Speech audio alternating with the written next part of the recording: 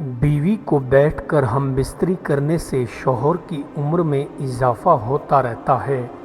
بیوی کو نہاتے ہوئے جماع کرنے سے بیوی کی عمر بڑھتی ہے۔ باسی روٹی کھا کر بیوی کے پاس جاؤ گے تو بیوی حاملہ جلدی ہو جائے گی۔ پیشاب روکنے سے عضو نفس کو لقوہ ہونے کا خدشہ بڑھ جاتا ہے۔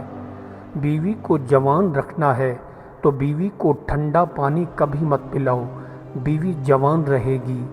کھانا کھا کر بیوی کے پاس جانے سے بال جلدی سفید ہونا شروع ہو جاتے ہیں۔ بیوی سرخی لگا کر سوئے تو جنات بیوی پر عاشق ہو جایا کرتے ہیں۔ بیوی کو جماع کے دوران چھینک کا آنا کوئی بڑا نقصان ہونے کی علامت ہے۔ نہاتے ہوئے بیوی کو آواز دینے سے گھر میں غربت آنا شروع ہو جاتی ہے۔ خالی پیٹ پستے کھانے سے قوت باء میں خاطر خواہ اضافہ ہو جاتا ہے۔ واش روم میں بولنے سے گھر میں نحوست آنا شروع ہو جاتی ہے۔ روٹی کھانے کے بعد پانی پینے سے بال جلدی گرنا شروع ہو جاتے ہیں۔ زیادہ نہانے سے فالج جیسی مہلک بیماری کبھی نہیں ہوتی ہے۔ کم نہانے سے فالج کی بیماری کا ہونے کا خدشہ بڑھ جاتا ہے۔ صبح کو نیند گرم پانی پی کر کام پر جانے سے آدمی جلدی تھکتا نہیں ہے۔ لیموں چاٹ کر کام پر جانے سے سستی اور نیند جلدی نہیں آتی ہے۔ نیند کا دیر سے آنا اس بات کی نشانی ہے کہ بہت جلد غربت آنے والی ہے۔ سوتے ہوئے رات کو گدھے کی آواز سننا جلد بدخبری ملنے کی نشانی ہے۔ رات کے وقت گھر میں بچھو کا نظر آنا جلد مالا مال ہونے کی نشانی ہے۔ پسند کی عورت چاہیے تو عورت کے سامنے ہر وقت دولت کی باتیں کرو۔ لسوڑا کھا کر عورت کے پاس جاؤ گے تو جو کہو گے عورت وہی بات مانے گی۔ ابلتے ہوئے چاولوں کی بھاپ لینے سے دمہ کی بیماری کا خاتمہ ہو جاتا ہے۔ منہ میں چھالے نکل آئیں تو ابلا ہوئے انڈے کھانا شروع کر دو، چھالے ختم ہو جائیں گے۔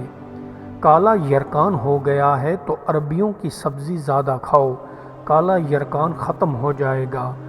بیٹھ کر پیشاب کرنے سے ذہنی صلاحیت میں کافی حد تک اضافہ ہوتا ہے۔ خالی پیٹ انگور کھانے سے بال گرنا بند ہو جاتے ہیں اور لمبے بال اگتے ہیں۔ سونے سے پہلے ٹماٹر کھانے سے زندگی میں بھی لقوہ فالج نہیں ہوتا ہے۔ جب شریف کا مرتبہ گھٹایا جائے تو اس کی سطوط سے بچو، اور جب لئیم کا درجہ بڑھایا جائے تو اس کی تیزی سے پرہیز کرو۔ ایک بلند و بانگ دعویٰ خطرناک بھی ثابت ہو سکتا ہے۔ یہ آپ کو سچائی کو بالائے طاق رکھنے پر بھی مجبور کر سکتا ہے۔ کبھی آرزوؤں کے پورا ہونے میں دشواری پیش آتی ہے، کبھی موت جلدی سے آ جاتی ہے اور کبھی بری خصلت آدمی کو دھبا لگاتی ہے۔ مہربانی عجیب تاثیر رکھتی ہے، یہ مصیبت زدہ کو سکون بہم پہنچاتی ہے۔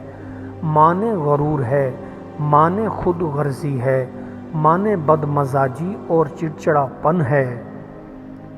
کیا تم جانتے ہو کہ بدقسمتی سے بھی زیادہ کون سی بات برداشت کرنا مشکل ہے؟ یہ آدمی کی بھیانک ناشکر گزاری ہے۔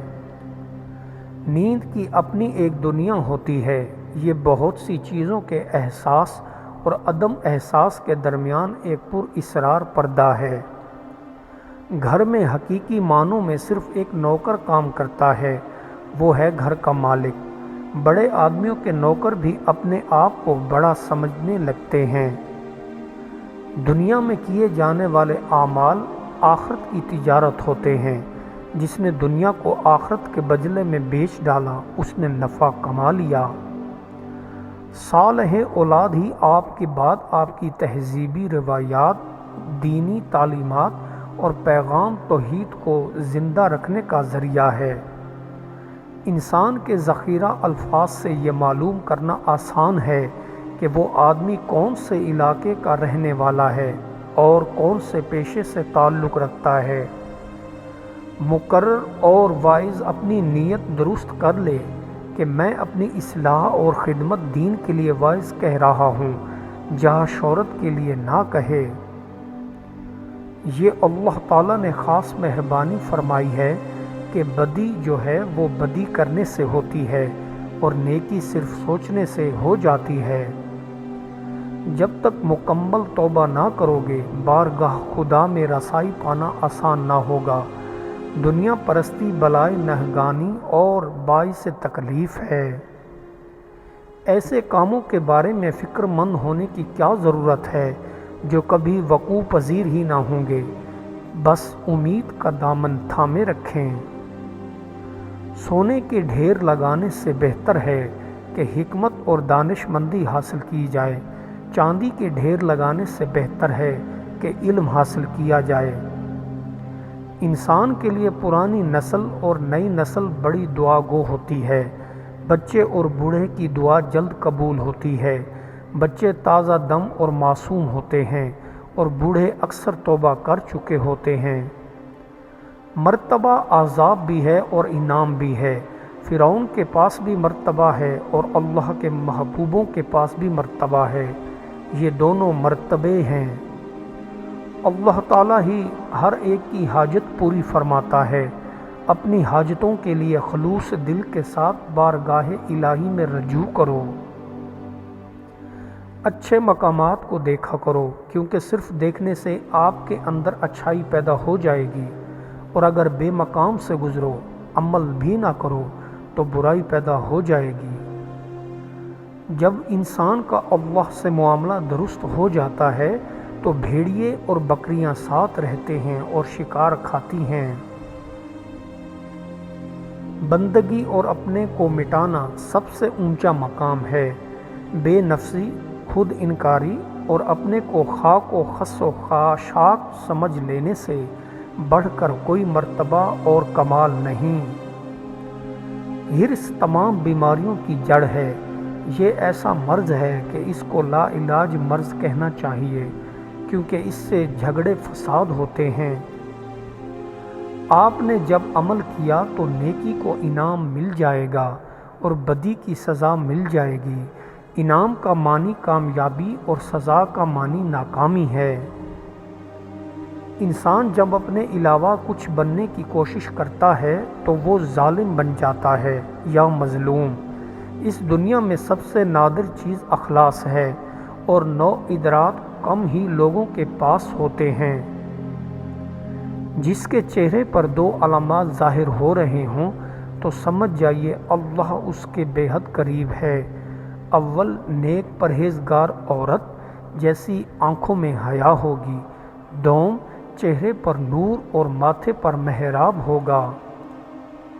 دولت بیوی میں موجود ہے، بیوی کی اس جگہ پر ہاتھ لگاؤ، دولت سے مالا مال ہو جاؤ گے۔